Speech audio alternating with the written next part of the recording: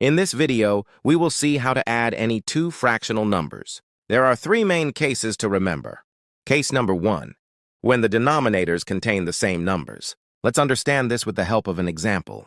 3 by 4 plus 8 by 4. Since the denominators are the same, which is 4 and 4, so we take 4 as a LCM directly and simply add the numerators 3 plus 8.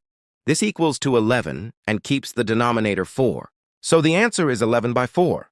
Case number 2, when the denominators are coprime numbers. Coprime numbers are numbers that have no common factors. Let's see the example, 4 by 3 and 7 by 8. Here, 3 and 8 are coprime numbers, so we use the cross-multiplication method.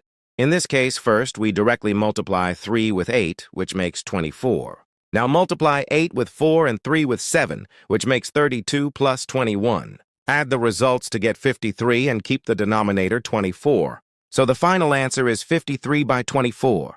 We will discuss case number 3 in the next video, so if you like this video, subscribe to our channel and share it with your friends.